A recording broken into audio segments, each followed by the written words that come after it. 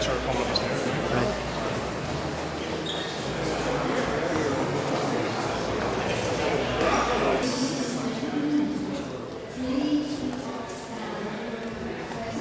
Fanson.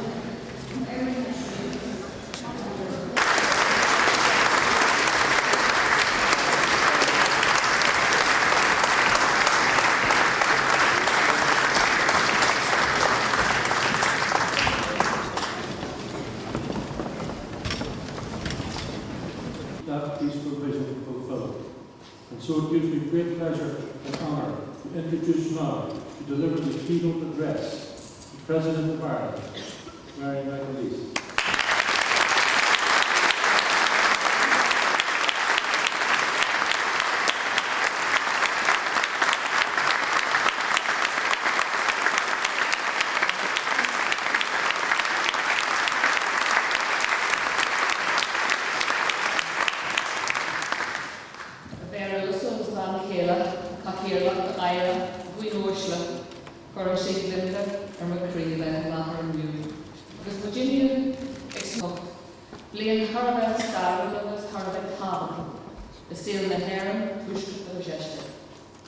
It's good to be here on this special day. It's an honour, in fact, to have been asked to speak this day as we gather to remember the 40th anniversary of the Civil Rights Movement, a movement which had a very profound significance for this island, north and south. Indeed, had a very profound significance right around the world. I want to thank Conference Chairman Dennis Haughey for inviting me to be part of this day of commemoration. And I also want to thank John Hume for introducing me. It's such an honour to be introduced by this illustrious international statesman in his own and much loved friend. Great human being. It's just lovely to be introduced by you, John. Thank you. This conference invites us to remember that Northern Ireland of 40 years ago, its context, its circumstances, and in remembering, to look forward, to commit ourselves anew to the task of building on this island and in this island's two jurisdictions, societies that are humanly decent, that are just, equitable, peaceful, prosperous, comfortable for every single person, regardless of any difference that exists between them, and we are infinitely differentiated. Whether it is politics or religion, identity, race, disability, gender, or sexual orientation. The events of 1968 in Northern Ireland, as we know, had a much wider international context. In fact, there were many 1968s going on in parallel. Protests with different causes going on right around the world, and they provoked civil unrest in many places. Protests against racial segregation in the United States and in South Africa. Protests against a very unpopular war in Vietnam. Protests against dictatorship in Spain, communism in Warsaw and Prague, gender bias in Paris, discrimination in Northern Ireland, just to name a few. There was no grand international committee orchestrating events, but people were much more connected to one another than ever before, mainly through the medium of television. They were more confident through education, and they were much more focused on the obstacles to individual fulfillment in a world, a post-war world, that was still then only nervously actualizing the concept of democracy. 10 years after the end of the Second World War, among them tens of thousands of Afro-American GIs recently returned from fighting for freedom in Europe, the spotlight turned to the absence of freedoms closer to home. The American Civil Rights Movement was born. It was a difficult birth. It provoked formidable and violent opposition from many quarters. But it also drew in many supporters, black and white. The Jewish community distinguishing itself particularly among and being particularly prominent among its supporters. riot occurred in Harlem, New York, in very controversial circumstances. In 1968, the American Civil Rights Movement was convulsed by the assassination of two of its greatest champions, Dr. Martin Luther King Jr. and Bobby Kennedy.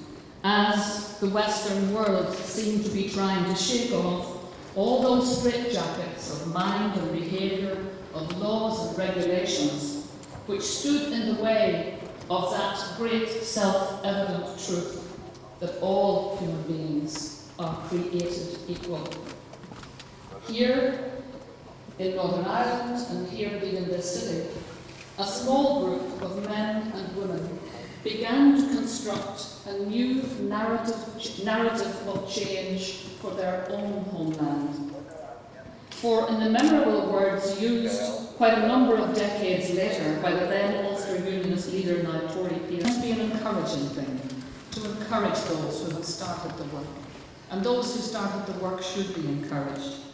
But it also contains a message. A good start is only half the work.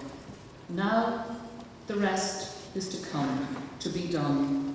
And I firmly believe Northern Ireland had become a cold house for Catholics.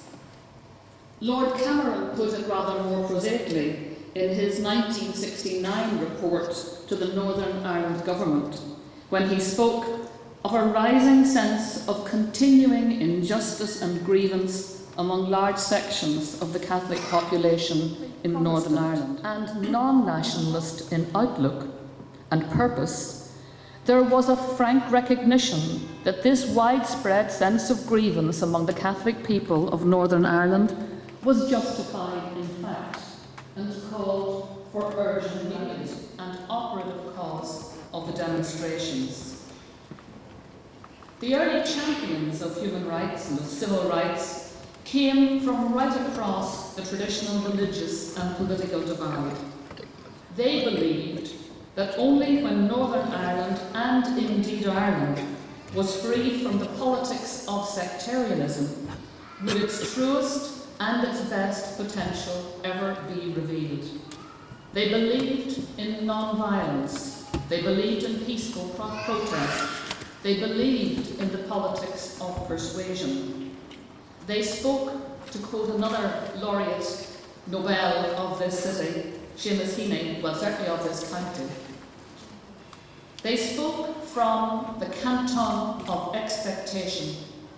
Theirs, as he says, the new age of demands. Theirs, he also says memorably, intelligences brightened and unmannerly as crowbars. And these were, individually and collectively, as Heaney says, the one among us who never swerved from all his instincts told him was right action, who stood his ground. John Hume is one such man. Edwina Stewart, one such woman. So too the late legendary Claude Wilton, Eddie McIntyre, Ivan Barr, Paddy Devon, Jerry Fitt. We think of Dr. Conn and Patricia McCluskey, still going strong, Austin Curry, Ivan Cooper, Eamon McCann, Michael Farrell, Dennis Haughey, Bernadette McCalliskey, Seamus Mallon. I shouldn't have started a list, should I? It's an awful thing to do, to start a list. But that's all I've done. I've just started a list. Every one of you could continue that list and continue it on.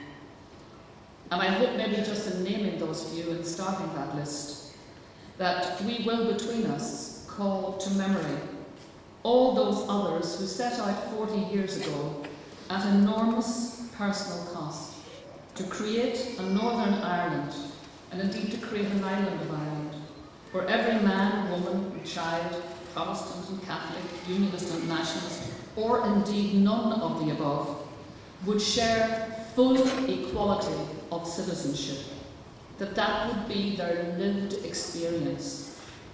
Today, the institutions and the structures of the Good Friday and St Andrews agreements and the framework